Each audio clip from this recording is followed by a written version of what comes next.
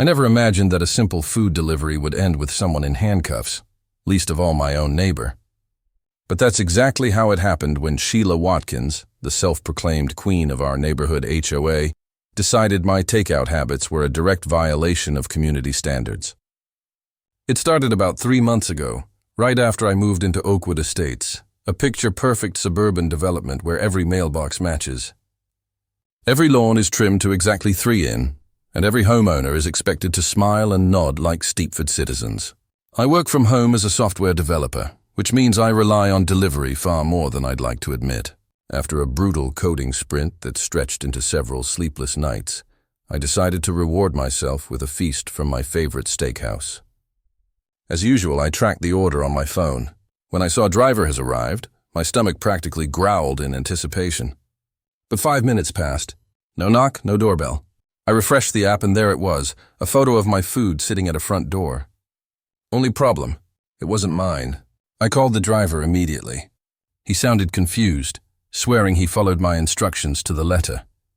The lady said she was expecting it, he explained. She even gave me your name when I asked. That was the first time I met Sheila Watkins, early 60s. Hair so perfectly highlighted it could have its own Instagram account sculpted into a sharp weapon-grade bob. As HOA president, she patrolled Oakwood Estates like it was a restricted military base. I recognized her distinctive teal front door from the photo, so I walked 3 houses down. When she answered, the mouth-watering scent of my steak dinner spilled out of her home. "Excuse me," I said as politely as I could manage. "I think the driver accidentally delivered my order here." Sheila's expression didn't flicker. With a sugary, sweet tone that was somehow both polite and menacing, she replied, "Oh, I'm afraid there's been a misunderstanding. The HOA has a strict policy against food deliveries after 6 p.m. on weekdays. It's outlined clearly in Section 12.3 of the Community Guidelines." She gave me a thin smile and added, "As HOA president, it's my responsibility to enforce those rules. Consider this a friendly first warning." I stared at her, trying to process what I just heard. "That's my dinner. I paid for it. Can I please have my food?" Her smile never budged. "I've already disposed of it properly. You'll receive a written notice tomorrow. Welcome to Oakwood Estates." And just like that, the door clicked shut. I stood on her porch, out $75 and still hungry. I ended up ordering a pizza out of sheer spite, fuming the entire time. Sure enough, the next morning, a violation notice appeared in my mailbox. Official HOA letterhead, signature, and all. It cited a rule that didn't actually exist in the bylaws I'd received at closing. I emailed the HOA board to clarify. Only automated responses came back. I decided not to escalate. It wasn't worth starting a war over one stolen dinner. But Sheila wasn't done. Over the next few weeks, a disturbing pattern emerged. Every time I ordered delivery, somehow she got to it first. It was like she had a built-in delivery radar. Sometimes she claimed the drivers were violating parking regulations by idling too long. Other times, she told them I'd canceled the order, but forgot to call the restaurant. Once, unbelievably, she pretended to be my wife, saying I was indisposed and she'd take the food on my behalf. By the time I realized what was happening, I'd lost nearly $300 in meals. I decided enough was enough. I installed a doorbell camera and started documenting everything. I sent formal complaints to both the HOA board and the management company overseeing Oakwood Estates. The other board members seemed sympathetic, but no one dared to challenge Sheila. "She's been president for almost 10 years, one neighbor whispered to me after a tense community meeting. Last year, she had the Petersons' maple tree removed while they were on vacation because she said it dropped too many leaves on the sidewalk. The year before, she fined the Garcases daily until they erased their daughter's chalk drawings from their own driveway. Nobody stands up to her. That's when I decided to stop fighting fair. I placed a massive order from the most expensive French restaurant in town. The total, just over $520. It was outrageous, but I wasn't buying food. I was baiting a trap. The order included several bottles of expensive wine, Wagyu beef tartar, truffle-infused entree, and rich desserts.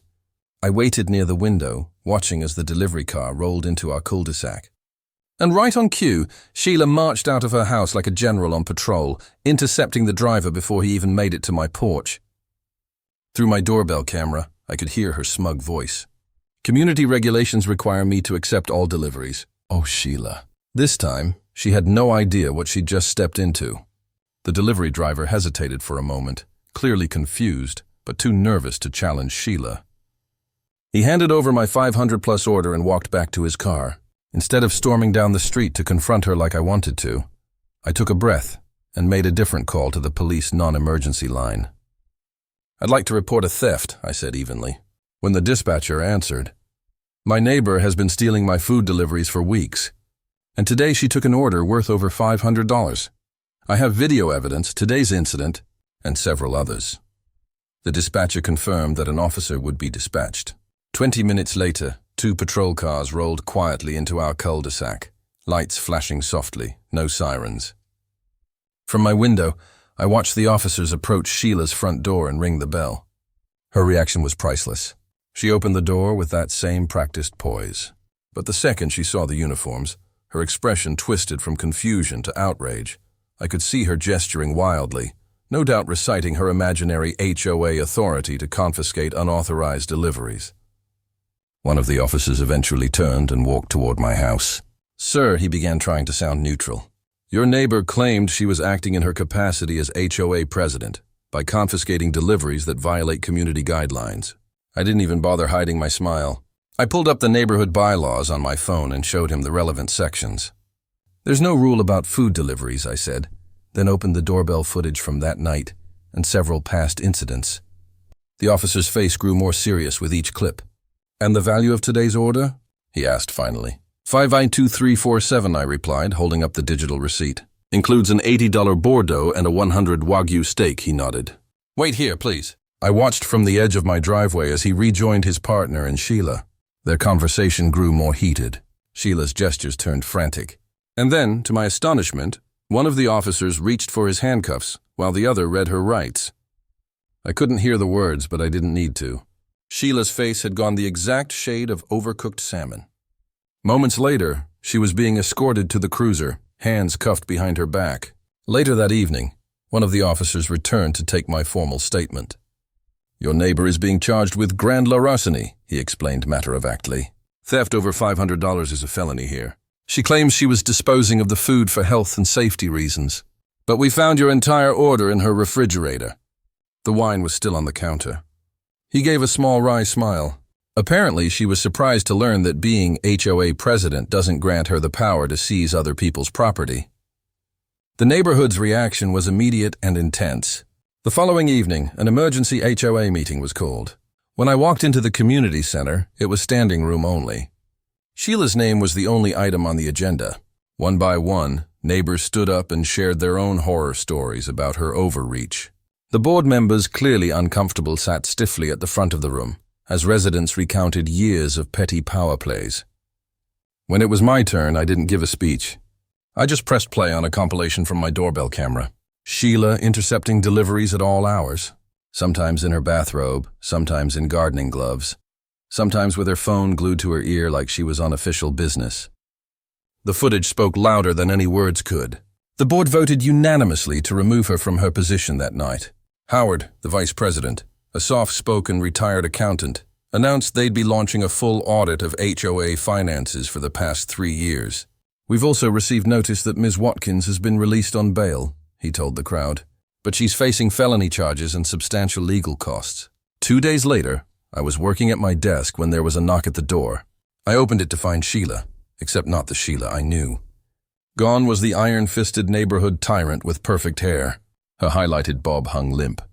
Her makeup was barely there. She clutched a designer purse like it were a lifeline. "My attorney says I need to make restitution," she said softly. Her voice was fragile, frayed around the edges. She thrust a thick envelope toward me. "This covers everything you lost, plus interest." I took the envelope without opening it. "Thank you," I said simply. She lingered, eyes glassy and uncertain. Maybe she expected forgiveness. Maybe she thought I'd agree to drop the charges. Instead, I asked the only question that mattered. Was it worth it? All that effort, all that control over something so small. Her mask cracked. "You don't understand," she hissed, her voice shaking with a mix of anger and fear. "I've given everything to maintain standards in this community. Everything. And now I might lose my real estate license over this. This misunderstanding." Her eyes filled with tears. "Do you have any idea what a criminal record will do to my career? My reputation?" For the first time, Sheila Watkins wasn't a tyrant. She was just a woman who'd finally run into a wall she couldn't bulldoze through. That wasn't my intention, I told her honestly. I just wanted to eat my dinner in peace. She opened her mouth to say something, but a familiar sound cut through the silence, the cheerful chime of my phone. I glanced at the screen and smiled. "Excuse me," I said. "That's my lunch delivery." And this time I paused deliberately. I think it'll actually make it to my door."